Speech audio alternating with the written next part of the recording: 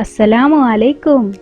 കാലിക്കറ്റ് ഫ്ലേവേഴ്സിൻ്റെ ഇന്നത്തെ ഫ്ലേവറിലേക്ക് എല്ലാവർക്കും സ്വാഗതം.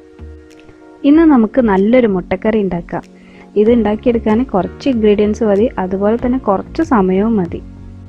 നമ്മൾ സാധാരണ നേരിയ പത്തിരിൻ്റെ കൂടെയാണ് ഈ കറി ഉണ്ടാക്കൽ. കണച്ചപ്പത്തിരിൻ്റെ കൂടെ നല്ല കോമ്പിനേഷനാണ് ഈ കറി. അപ്പോൾ ബാക്കി കാര്യങ്ങളൊക്കെ പിന്നെ പറയാം. നമുക്കിപ്പോൾ പോയി കറി ഉണ്ടാക്കാം. ബിസ്മില്ലാ, നമുക്ക് തുടങ്ങാം അല്ലേ? പിന്നെ ഇൻഗ്രീഡിയൻസും അതിൻ്റെ മെഷർമെൻറ്റ്സൊക്കെ ഞാൻ താഴെയുള്ള ഡിസ്ക്രിപ്ഷനിൽ കൊടുത്തിട്ടുണ്ട്, അപ്പോൾ അതൊന്ന് ചെക്ക് ചെയ്യാം.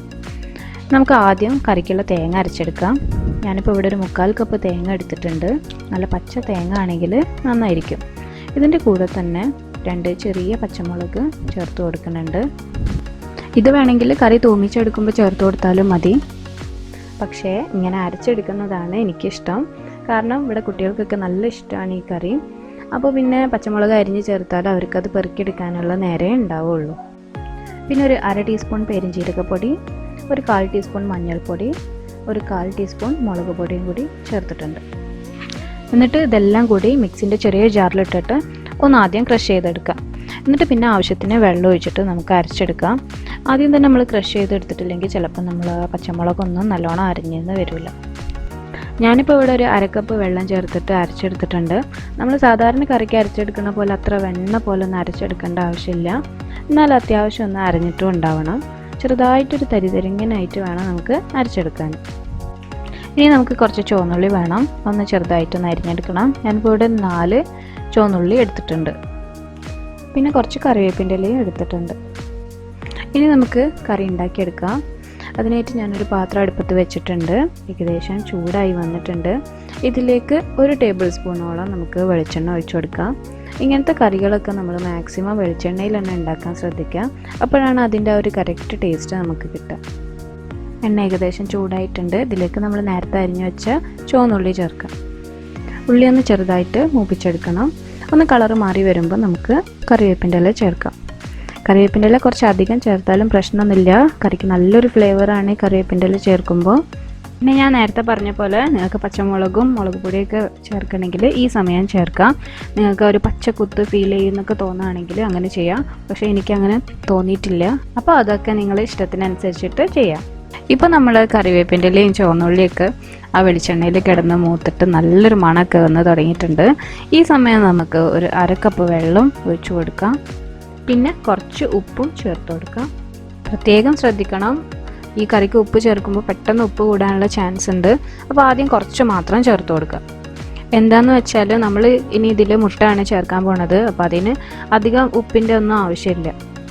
അപ്പോൾ പ്രത്യേകം ശ്രദ്ധിക്കുക, നമ്മൾ സാധാരണ കറിയിൽ ചേർക്കുന്ന പോലെ ഉപ്പും എരിവും ഒന്നും ഇതിൽ ചേർക്കരുത്. കുറച്ച് ചേർത്താൽ മതി. ഇപ്പം നമ്മുടെ കറിയിലെ വെള്ളമൊക്കെ നന്നായിട്ട് തിളച്ചിട്ടുണ്ട്. ഇനി ഇതിലേക്ക് നമുക്ക് കോഴിമുട്ട ചേർത്ത് കൊടുക്കാം. ഞാനിപ്പോൾ ഇവിടെ 2 കോഴിമുട്ടയാണ് എടുത്തിട്ടുള്ളത്. ഇത് നിങ്ങൾക്ക് വേണമെങ്കിൽ ഉടയ്ക്കാതെ തന്നെ കറിയിലേക്ക് ചേർക്കാം. ഞാനിപ്പോൾ ഒന്ന് ചെറുതായിട്ടൊന്ന് ഉടച്ചെടുത്തിട്ടാണ് ചേർക്കുന്നത്. അങ്ങനെ മുട്ട ചേർത്ത് കൊടുക്കുന്നുണ്ട്. ഇനി ഇത് നന്നായിട്ടൊന്ന് തിളപ്പിച്ചെടുക്കണം. എന്നിട്ട് മാത്രം 1 സ്പൂൺ കൊണ്ട് ഇളക്കി കൊടുത്താൽ മതി. നല്ല നാടൻ മുട്ടയൊക്കെ ആണെങ്കിൽ നമുക്ക് ഒന്ന് ഹാഫ് വേവ് ആയതിനു ശേഷം ഇളക്കി കൊടുക്കാതെ തന്നെ തേങ്ങ ഒഴിച്ചിട്ട് നമ്മൾ കറി റെഡിയാക്കാവുന്നതാണ്. അപ്പോൾ നമ്മൾ കോഴിമുട്ടയൊക്കെ നല്ല ഫ്ലഫി ആയിട്ട് നല്ല സോഫ്റ്റ് ആയിട്ടുണ്ടാവും. ഇതിനൊരു പ്രത്യേക ടേസ്റ്റ് തന്നെയാണ്. അപ്പോൾ നിങ്ങളുടെ കയ്യിൽ നാടൻ മുട്ടയൊക്കെ ഉണ്ടെങ്കിൽ അങ്ങനെ ഒന്ന് ചെയ്ത് നോക്കാം. എന്തായാലും എനിക്കിപ്പോൾ അങ്ങനെ ചെയ്യാൻ പറ്റില്ല. ഞാൻ നല്ല ബ്രോയിലർ കോഴിൻ്റെ മുട്ട ഉപയോഗിച്ചിട്ടാണ് ചെയ്യുന്നത്. അപ്പോൾ ഇത് നല്ലോണം കുക്കാവുക തന്നെ വേണം. അപ്പോൾ കുക്കായിട്ടുണ്ട്. ഇനി ഇതൊന്ന് ചെറുതായിട്ടൊന്ന് ഇളക്കി കൊടുക്കാം.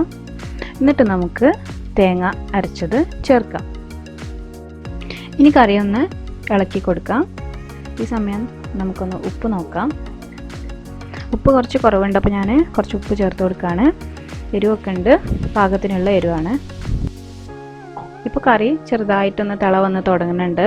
കുറേ അധികം സമയമൊന്നും തിളപ്പിക്കേണ്ട ആവശ്യമില്ല. ഇനി നമുക്ക് അടുപ്പ് ഓഫ് ചെയ്യാം. നമ്മൾ കറീൻ്റെ കൺസിസ്റ്റൻസിയൊക്കെ ഈ ഒരു ഇത് മതി. കുറച്ചൊന്ന് ചൂടാറി കഴിയുമ്പോൾ കുറച്ചൊന്ന് തിക്കാവും. ഈ ഒരു മെഷർമെൻറ്റിൽ 4 പേർക്ക് കഴിക്കാനുള്ളൊരു കറി ഉണ്ടത്. പിന്നെ നിങ്ങൾ ഉണ്ടാക്കുമ്പോൾ ഇതിലത്തെ ഇൻഗ്രീഡിയൻസ് ഒന്നും കട്ട് ചെയ്ത് ഒഴിവാക്കാണ്ടിരിക്കുക. ആകെ കുറച്ച് ഇൻഗ്രീഡിയൻസേ ഉള്ളൂ, പ്രത്യേകിച്ച് നമ്മൾ കറിവേപ്പിൻ്റെ ഇല. കഴിക്കുമ്പോഴും അതുപോലെ തന്നെ കറിവേപ്പില ഒന്നും ഒഴിവാക്കാതെ കറിവേപ്പിലയും കൂടി കൂട്ടി കഴിക്കുമ്പോഴാണ് ഈ കറീൻ്റെ ടേസ്റ്റ് നല്ലോണം അറിയുക. പിന്നെ നിങ്ങൾ എപ്പോഴും പുതിയൊരു റെസിപ്പിയൊക്കെ ട്രൈ ചെയ്യുമ്പോൾ ചെറിയൊരു ക്വാണ്ടിറ്റിയിൽ ഉണ്ടാക്കി നോക്കാൻ ശ്രദ്ധിക്കാം. അപ്പോൾ നമ്മൾ സിംപ്ലി ഡിലീഷ്യസ് ആയിട്ടുള്ള മുട്ടക്കറി ഇവിടെ റെഡി ആയിട്ടുണ്ട്. ഈ കറിക്ക് മറ്റൊരു പ്രത്യേകത കൂടി ഉണ്ട്. ഞാൻ കുക്കിംഗ് ഒക്കെ പഠിക്കുന്ന സമയത്ത് എൻ്റെ ഉമ്മ എനിക്ക് ആദ്യം ഉണ്ടാക്കാൻ പഠിപ്പിച്ചു തന്ന ഒരു റെസിപ്പി കൂടിയാണിത്. അപ്പോൾ അതുകൊണ്ട് തന്നെ നമ്മൾ കുക്കിംഗ് ഒക്കെ പഠിക്കുന്ന കുട്ടികൾക്ക് പെട്ടെന്ന് പഠിച്ചെടുക്കാൻ പറ്റുന്ന ഒരു കറിയും കൂടിയാണിത്. അതുപോലെ തന്നെ നമ്മൾ ബാച്ചിലേഴ്സിനൊക്കെ കുറച്ച് ഇൻഗ്രീഡിയൻസ് കൊണ്ട് തന്നെ ഉണ്ടാക്കാൻ പറ്റുന്ന ഒരു കറിയും കൂടിയാണിത്. അപ്പോൾ നിങ്ങളെല്ലാവരും ട്രൈ ചെയ്ത് നോക്കണം. നിങ്ങൾക്ക് എന്തായാലും ഇഷ്ടമാവും. പോകുന്നതിന് മുമ്പ് ഒരു കാര്യം കൂടി പറയട്ടെ. നിങ്ങൾക്ക് എൻ്റെ വീഡിയോ ഇഷ്ടമായെങ്കിൽ നിങ്ങളുടെ ഓരോരുത്തരുടെയും വിലയേറിയ ലൈക്സിലൂടെയും കമൻസിലൂടെയും എന്നെ അറിയിക്കുമെന്ന് പ്രതീക്ഷിക്കുന്നു. ഇൻഷാ അല്ലാഹ് ഇനി മറ്റൊരു വീഡിയോ ആയിട്ട് കാണാം.